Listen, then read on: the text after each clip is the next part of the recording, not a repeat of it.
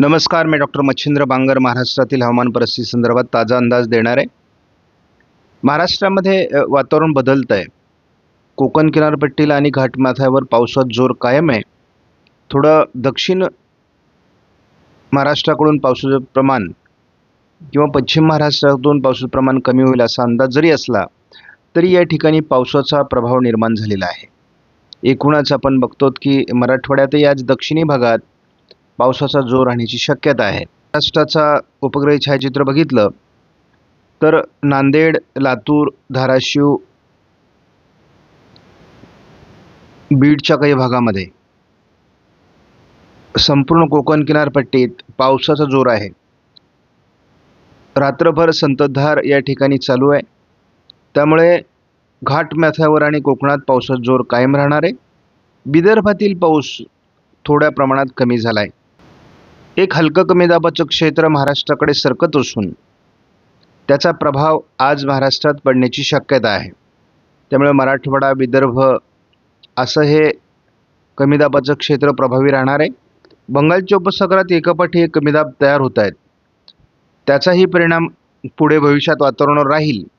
परंतु या काळात नेमकी हवामानात काय बदल होतोय ते आपण बघणार आहोत पुढील 7 दिवसासाठी. कोकणातील पावसाचा जोर आणि घाटमाथ्यावरील पावसाचा जोर आजही कायम राहणार आहे. थोडं मराठवाड्याकडे आणि खास करून नांदेड, लातूर, धाराशिव, बीड, हिंगोली, छत्रपती संभाजीनगर, जालन्याच्या दिशेने एक वातावरण सरकतंय. पूर्व विदर्भातही आज पावसाची शक्यता दाखवण्यात आलेली आहे. पावसाचा जोर कमी होईल अशा प्रकारचा आपला अंदाज आहे. तर आपण बघतो विदर्भात थोडं विरळ स्वरूपात पावसाचं वातावरण दाखवलं जात आहे. परंतु 26 तारखेला पश्चिम महाराष्ट्र आणि मराठवाड्याच्या दक्षिणी भागातला पाऊस GFS मॉडेलने कमी होताना दाखवलं. कोकणात मात्र पावसाचा जोर वाढणार आहे. आपण 27लाही बघतो विदर्भाच्या पूर्व भागामध्ये आणि कोकणात पावसाचा जोर राहील. इतरत्र विरळ ढगाळ परिस्थिती, हलका पाऊस असू शकतो परंतु पावसाचा जोर कमी राहील. 28 तारखेला आपण बघतो की कोकणातील पावसाचा जोरही कमी होणार आहे. विदर्भात खास करून पूर्व विदर्भात पावसाचा जोर राहणार आहे. इतरत्र केवळ ढगाळ परिस्थिती, अतिशय विरळ हलका पाऊस असं वातावरण राहणार आहे. पण पावसाचा जोर कमी होईल. आपण स्पष्टपणे बघतो की दक्षिण भारतामध्ये ज्या राज्यांमध्ये आता तामिळनाडू, आंध्र प्रदेश, केरळ किंवा कर्नाटक या राज्यांमध्ये पावसाची उघडीप तयार होते आणि ती उघडीप जवळपास पश्चिम महाराष्ट्र, मध्य महाराष्ट्र, दक्षिण मराठवाड्यापर्यंत पोहोचते. त्यामुळे कोकणातील पावसाचा जोरही थोडा 28-29 कमी होईल. पूर्व विदर्भात मात्र कमी दाबाचा प्रभाव राहण्याची शक्यता आहे. विरळ पाऊस महाराष्ट्रात याही दरम्यान होत राहील परंतु एकूण पावसाचा जोर कमी राहील. पाऊस पूर्णतः महाराष्ट्रात उघडणार नाही. ठिकठिकाणी पाऊस होत राहणार आहे परंतु त्याचा जोर कमी असेल. कोकणात पुन्हा एकदा 30 तारखेला पावसाचं प्रमाण वाढायला सुरुवात होईल. आपण बघतो की अरबी समुद्र आणि बंगालच्या उपसागरात फार तीव्र अशा प्रकारचा कमी दाब जरी नसला तरी पावसास अनुकूल वातावरण आहे. आपण बघतो 31 जुलैला देखील कोकणात पावसाचं प्रमाण पुन्हा वाढणार आहे. म्हणजे पश्चिम किनारपट्टीला केरळ ते गुजरात अशा प्रकारे जे पावसाळी वातावरण आहे ते सातत्य टिकून ठेवेल असं दिसतंय. पूर्व विदर्भातही हलक्या ते मध्यम पाऊस राहील परंतु फार तीव्रता असणार नाही. मात्र कोकणात होणाऱ्या या 8 दिवसातील तीव्र पावसामुळे कोकण किनारपट्टीतील बहुतांश तलाव भरणार आहेत आणि घाटमाथ्यावरही हा पाऊस असल्यामुळे सातारा, कोल्हापूर, पुणे, अहमदनगर या पश्चिमी विभागामध्ये हा पाऊस होणार आहे घाटमाथ्यांवर. आणि या पावसामुळे या विभागात असलेल्या तलाव क्षेत्रात पावसाचं प्रमाण वाढणार आहे. आता तलाव भरू लागले आहेत. तलावांमधील पाण्याचा विसर्ग सुरू होणार आहे. त्यामुळे या विसर्गाचा ज्या भागावर परिणाम होतो त्या भागातील नागरिकांनी सावध राहण्याची आवश्यकता आहे. स्कायमेटच्या अंदाजानुसार महाराष्ट्रातील पावसाची परिस्थिती आपण बघतो. कोकणात पावसाचा जोर कायम राहणार आहे. मुसळधार पाऊस कोकणात होत राहणार आहे. घाटमाथ्यावर त्याचा प्रभाव राहणार आहे. मराठवाड्याच्या विदर्भाच्या आणि उत्तर महाराष्ट्राच्या काही भागात पावसाचं वातावरण आज स्कायमेटने दाखवलं आहे. त्यामुळे आज 25 तारीख हा पावसाळी दिवस ठरणार आहे. मात्र 26 तारखेपासून हळूहळू उर्वरित महाराष्ट्रातील पावसाचा जोर कमी व्हायला लागेल. कोकणात मात्र जोरदार सरी होणार आहेत. 27ला देखील थोडं विदर्भ आणि कोकण असं पावसाळी वातावरण राहील. इतरत्र पावसाचा जोर कमी राहणार आहे. पश्चिम महाराष्ट्रातील पावसाचा जोर बऱ्यापैकी कमी होणार आहे. कोकणातील पावसाचा जोर याही मॉडेलने 28 तारखेला कमी दाखवला आहे. पूर्व विदर्भात मात्र पाऊस असेल. पूर्व विदर्भ आणि कोकण हलका पाऊस राहणार आहे, पण एकूणच पावसाचा जोर 29लाही कमी आहे. 30 तारखेला पुन्हा एकदा वातावरणात बदल होऊ लागला आहे. नवीन वातावरणाचे संकेत वाढत आहेत. अरबी समुद्र आणि बंगालच्या उपसागरात दोन्ही ठिकाणी पावसास पोषक अशा प्रकारचं वातावरण तयार होत आहे.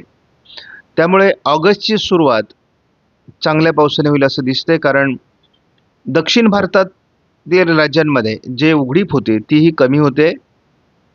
केरळच्या दरम्यान एक कमी दाबाचं क्षेत्र विकसित होत. संपूर्ण बंगालच्या उपसागरामध्ये देखील वातावरणात बदल होतोय. हे सगळं लक्षात घेता ऑगस्टची सुरुवात चांगल्या पावसाची असावी. आपण बघतो प्रत्यक्ष वातावरणात बदल होतोय. विदर्भ आणि कोकण पावसाळी वातावरण 31ला वाढायला सुरुवात होईल. 1 ऑगस्टपासून महाराष्ट्रात पुन्हा पावसाला सुरुवात होणार आहे आणि जोरदार वातावरण महाराष्ट्रात राहील. त्यामुळे ऑगस्टमध्ये जे पावसाच्या खंडाची भीती शेतकऱ्यांच्या मनामध्ये आहे ती असण्याची गरज नाही. ECMWF मॉडेलनुसार महाराष्ट्रात आज पावसाळी वातावरण राहण्याची शक्यता आहे. कोकण, मराठवाडा, विदर्भ, मध्य महाराष्ट्रातही आज पावसाच्या सरी होऊ शकतात. जोरदार मुसळधार पाऊस कोकण आणि मराठवाड्याच्या काही भागात असू शकतो. 26 तारखेला हे वातावरण बऱ्यापैकी उत्तरेला सरकण्याची शक्यता आहे, परंतु कोकण आणि विदर्भ, उत्तर महाराष्ट्राच्या काही भागात आणि मध्य महाराष्ट्रातही पावसाळी वातावरण राहील. ECMWF मॉडेलने तरी मध्य प्रदेश आणि गुजरातकडे कमी दाबाचं क्षेत्र सरकताना दाखवलंय. त्यामुळे उत्तर महाराष्ट्र आणि कोकण असं पावसाळी वातावरण 27लाही राहण्याची शक्यता आहे. मात्र विदर्भ, मराठवाड्याचा दक्षिणी भाग, पश्चिम महाराष्ट्र येथील पाऊस मात्र कमी होण्याचा संकेत दिले आहे. 28 तारखेला मुंबईतील वातावरणासहितच महाराष्ट्रातील पावसाची उघडीप आहे. हलक्या सरी कोकणात होतील. पूर्व विदर्भातही हलक्या सरी असू शकतात. 29 तारखेला हे बऱ्यापैकी उघडीप महाराष्ट्रात राहणार आहे. कोकणातही राहणार आहे. थोडं विदर्भ आणि म्हणजे पूर्व विदर्भ आणि कोकण असं हलकं पावसाळी वातावरण राहील, परंतु जोर कमी राहणार आहे. 30 तारखेला पुन्हा हवामानात बदल होतोय. आपण इतर मॉडेलमध्येही ते बघितलं. केरळच्या आजूबाजूने कमी दाबाचं क्षेत्र विकसित होणार आहे आणि बंगालच्या उपसागरामध्ये पावसास अनुकूल स्थिती निर्माण होणार आहे. त्यामुळे पुन्हा एकदा विदर्भाकडून पावसाचं प्रमाण वाढायला सुरुवात होईल. दरम्यानच्या काळात मराठवाड्याचा दक्षिणी भाग, पश्चिम महाराष्ट्र, मध्य महाराष्ट्रात पावसाचा जोर कमीच राहणार आहे. तीच अवस्था जवळपास 31 तारखेलाही आहे. मात्र कोकणातील पाऊस पुन्हा वाढू शकतो 31 पासून. थोडं मराठवाड्याचं आणि विदर्भाच्या उत्तरेकडून पावसाळी वातावरण निर्माण होऊ शकतं, परंतु एकूणच आपण बघितलंय की 27, 28, 29, 30, 31 असं पावसाळी वातावरण महाराष्ट्रात कमजोर राहील. 1 ऑगस्टपासून पुन्हा वातावरणात थोडा बदल होणं अपेक्षित आहे. पावसाचं प्रमाण वाढण्याची शक्यता आहे.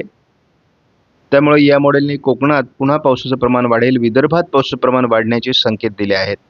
त्यामुळे एकूणच ऑगस्टमध्ये पावसाचं वातावरण वाढण्याची शक्यता आहे.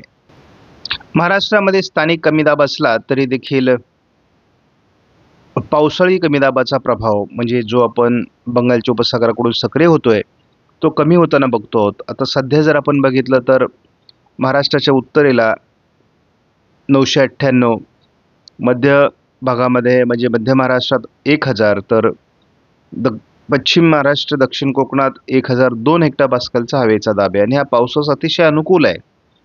त्यामुळे आजही पावसाळी वातावरण राहील. पुढील 10 दिवसाचा जर आपण एकत्रित अंदाज बघितला तर विदर्भामध्ये खास करून उत्तरेला पावसात जोर राहणार आहे. उत्तर महाराष्ट्रात पावसात जोर राहणार आहे. मराठवाड्याच्या उत्तरेकडील भागात पावसात जोर राहणार आहे आणि कोकणात पुन्हा मुसळधार पावसाची शक्यता आहे. म्हणजे कोकणातील पाऊस या 10 दिवसात तरी उघडणार नाही.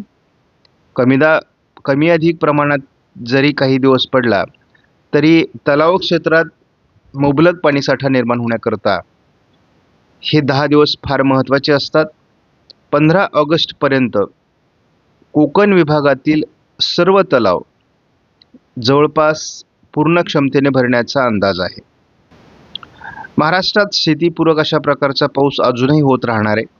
पिकांना आवश्यक असलेला पाऊसच सध्या महाराष्ट्रात होईल.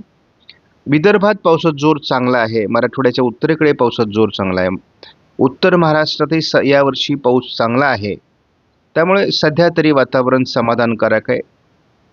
आणि पश्चिम महाराष्ट्रात पाऊस मुळातच सुरुवातीला चांगला झालेला असल्यामुळे इथेही वातावरण समाधानकारक आहे. महाराष्ट्रामध्ये पावसास पोषक अशा प्रकारचं वातावरण कोकणामध्ये तयार झालेलं आहे.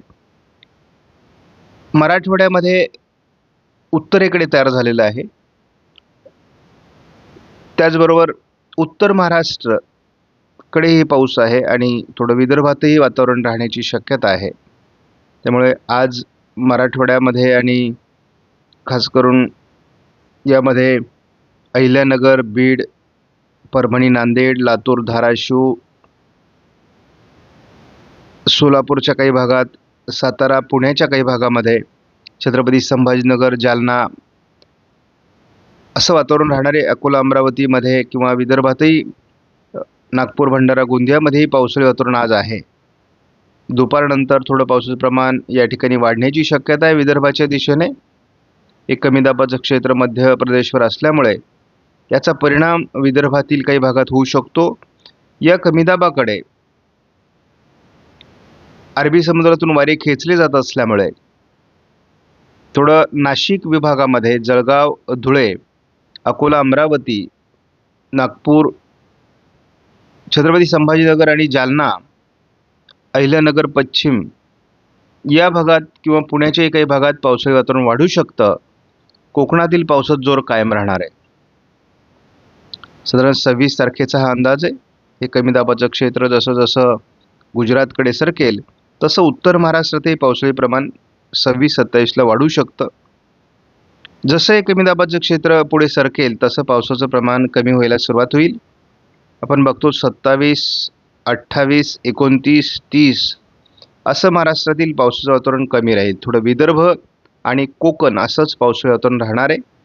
त्यामुळे आपण अनेक मॉडेलच्या आधारे हे सांगायचा प्रयत्न केला आहे की पावसाचा प्रभाव हा आता पूर्व विदर्भ आणि कोकण असाच राहील.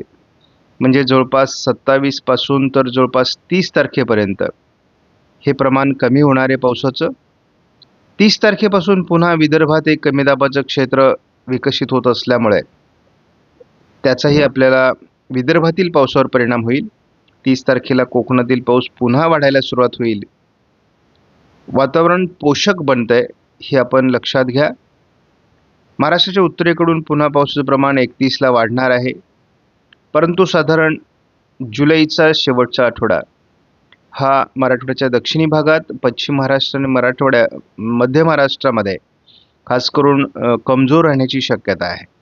ऑगस्टची सुरुवात मात्र महाराष्ट्राच्या उत्तरेकडून दणक्यात होण्याची शक्यता आहे. उत्तर महाराष्ट्र, मराठवाड्याचा उत्तरेकडील भाग, विदर्भ, मध्य महाराष्ट्र आणि कोकण असं ऑगस्टच्या सुरुवातीपासूनच पावसाळी प्रमाण वाढण्याचा अंदाज आहे. आपणास व्हिडिओमधील माहिती महत्त्वपूर्ण वाटल्यास लाईक करा, शेअर करा, चॅनलला सबस्क्राईब करा. धन्यवाद. जय हिंद, जय महाराष्ट्र, जय बळीराजा.